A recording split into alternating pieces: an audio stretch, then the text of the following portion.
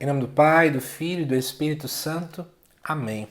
Amado irmão, amada irmã, é com muita alegria que estamos aqui para juntos estudar e meditar os textos que a igreja propõe, para a nossa igreja dentro da solenidade do Sagrado Coração de Jesus. Uma solenidade tão bem falada, inclusive o pessoal do apostolado da oração. Talvez apareça até alguém aqui do apostolado aqui no canal. Seja bem-vindo, bem-vinda, tá bom? Mas, antes de começar as reflexões dos textos, já quero te avisar como é que vão surgir todos aqui no canal. Todos os dias, desde hoje, segunda-feira até quinta-feira, os vídeos dessa solenidade vão ao ar às 9 horas da manhã, tá bom? Já que tem outras programações aqui dentro do canal. E antes de prosseguir, só quero te fazer uma pergunta, na verdade são duas. Primeira coisa, estou desejando voltar aqui no canal aquela série de vídeos explicando algum livro da Bíblia, versículo por versículo. E o que é que vocês acham da ideia? Acham legal? Que livro você indica? Deixa aqui nos comentários, tá bom? Segunda coisa é para perguntar a vocês o que é que vocês acham da ideia de criar um Instagram como uma extensão deste canal para a gente ficar um pouco mais próximo. Me contem aí, estou aguardando os comentários de vocês, ok? Mas vamos lá, vamos voltar para a dinâmica do Sagrado Coração de Jesus. A primeira leitura desta solenidade se encontra lá no livro de Ezequiel, capítulo 34, versículo de 11 até o versículo 16, que diz assim: Assim diz o Senhor Deus, vede, eu mesmo vou procurar minhas ovelhas e tomar conta delas. Como o pastor toma conta do rebanho de dia, quando se encontra no meio das ovelhas dispersas. Assim vou cuidar de minhas ovelhas, e vou resgatá-las de todos os lugares em que forem dispersadas num dia de nuvens e escuridão. Vou retirar minhas ovelhas do meio dos povos, e recolhê-las do meio dos países para conduzi-las à sua terra. Vou apacentar as ovelhas sobre os montes de Israel, nos vales dos riachos e em todas as regiões habitáveis do país. Vou apacentá-las em boas pastagens, e nos altos montes de Israel estará o seu abrigo. Ali repousarão em prados verdejantes e pastarão em férteis pastagens sobre os montes de Israel. Eu mesmo vou apacentar as minhas ovelhas e fazê-las repousar, oráculo do Senhor Deus. Vou procurar a ovelha perdida, reconduzir a extraviada, enfaixar a perna quebrada, fortalecer a doente e vigiar a ovelha gorda e forte. Vou apacentá-las conforme o direito. Amado irmão, amada irmã, que texto lindo, magnífico. Mas vamos lá entender então os detalhes que tornam esse texto ainda mais profundo. Primeira coisa, eu quero te contextualizar, e aqui eu trouxe alguns dados importantes. Primeira coisa é o significado do nome de Ezequiel. Segundo alguns estudiosos, seria algo como Deus dê força. A quem, Ao menino. Deus dê força ao menino. E para a gente poder ver como é que essa força aparece de forma tão bonita, é porque é o seguinte: o tempo em que Ezequiel viveu, aconteceu aquilo que nós chamamos de exílio da Babilônia, que em suma foi mais ou menos o quê? O povo do reino de Judá acabou vendo uma invasão do rei Nabucodonosor e ele acabou colocando esse povo para ser deportado para a Babilônia. Então, entre esses deportados estava Ezequiel e o rei Joaquim. Eles foram para a Babilônia em 598 a.C. E aí lá foi um momento de muito sofrimento, porque eles não tinham tanta liberdade de culto, eles não estavam na sua própria terra. E mais que depois esse rei acabou destruindo, queimando, enfim, toda a cidade de Jerusalém, o que é algo muito delicado para a fé do povo judeu. E aí o que acontece? Ezequiel, então, escreve diante dessa situação, e aí ele no capítulo 34, que a leitura está contida neste capítulo, ele começa o capítulo tecendo uma crítica aos líderes de Israel. Ele começa a dizer os problemas que eles têm, como é que eles são errados, e assim vai. Dá uma lida no início do capítulo que você vai ver como é rico. Depois, do versículo 7 ao 10, ele anuncia o fim desse povo.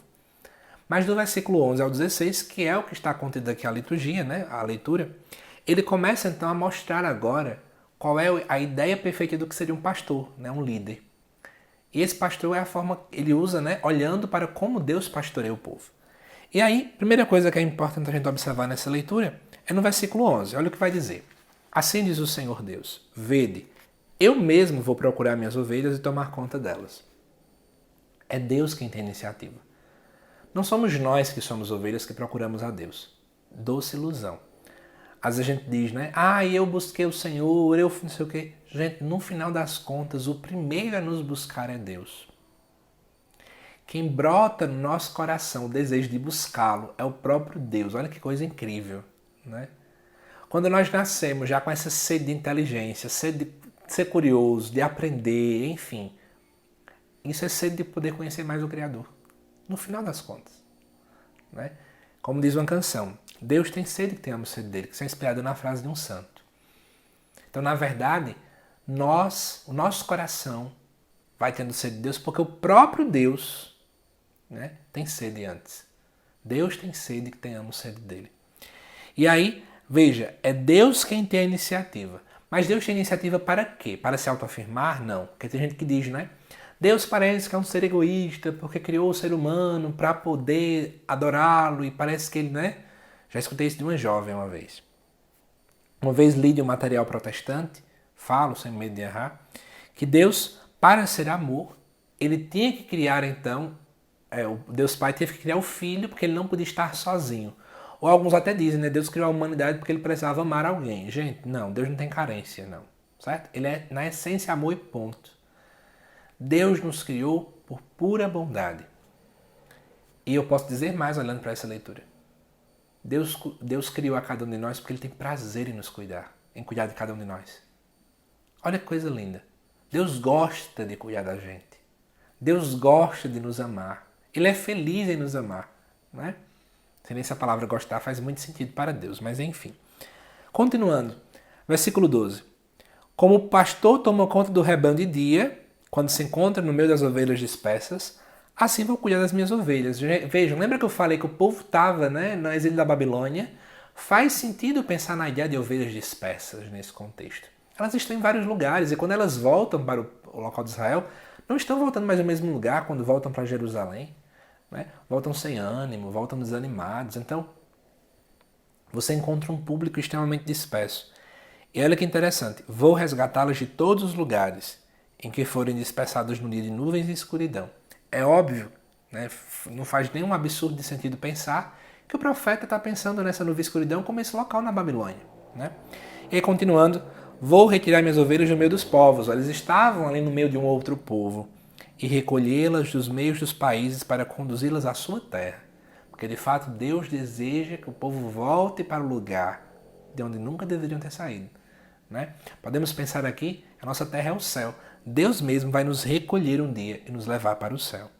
E depois vai falar, Deus que apacenta as ovelhas, né? Deus que vai dar pastagens verdes, né? O Deus que também vai fazer com que cada uma delas repouse. Deus que vai procurar aquele que está perdido, que vai reconduzir a extraviada, enfaixar a perna da quebrada, fortalecer a doente e por aí vai. Deus que, mais que pastor, também se torna um médico de almas. O pastoreio de Deus se reflete como um médico que cuida completamente. E aí eu faço uma análise, né? Duas coisas para poder finalizar o nosso vídeo. Amados irmãos e irmãs, a primeira coisa é você analisar o cuidado que Deus tem com aquele povo que está tão necessitado. Né? Eu pergunto, se fôssemos nós, quando chega alguém na nossa paróquia, na nossa comunidade, digamos que cheguem 5 pessoas, 2 muito boas, ou 3 muito boas, 4 muito boas, e uma perdida, extraviada, ferida. De qual dessas a gente tem que cuidar mais? Daquela que está mais necessitada. A justiça de Deus não é muito igualitária, não. Né? Mas é muito no sentido de ajudar o mais necessitado. Por que esse cuidado todo com a ovelha que está perdida? Talvez ele devia deixar ela para longe. Mas não. É preciso cuidar ainda mais daquele que está abatido. E é isso que Deus faz. E ainda, como se não bastasse, para finalizar, eu queria chamar a atenção para os verbos. Né? Os verbos que são interessantes. Olha bem. Primeira característica de Deus, procura. Segunda característica de Deus, toma conta. Né? Cuida, de novo aparece para a gente a palavra cuidar no versículo 12. Né? Assim vou cuidar das minhas ovelhas. Deus é aquele que resgata, outro verbo que aparece para a gente. Retira do meio dos povos, né? Recolhe, apacenta. É isso que a gente pode perceber aqui mais uma vez. Ele repete apacenta várias vezes, faz repousar. Mais uma vez aparece procurar, depois reconduzir, enfaixar, fortalecer e apacentar mais uma vez. Por que eu foquei nesses verbos? Porque esses verbos mostram o tamanho do amor de Deus. É um amor que cuida, é um amor que zela, é um amor que enfaixa, é um amor que ama. Olhar para essa primeira leitura é compreender o quão grande é o amor de Deus por cada um de nós. Espero que ao final dela você tenha reafirmado esta certeza no teu coração. Que Deus te abençoe, amado irmão, amada irmã, e até o nosso próximo vídeo, tá bom? Já adianto para você que ainda hoje, segunda-feira, vai ao ar aqui no canal o vídeo da primeira leitura do próximo domingo, ao meio-dia. Você não pode perder, tá bom? Que Deus te abençoe e até daqui a pouco.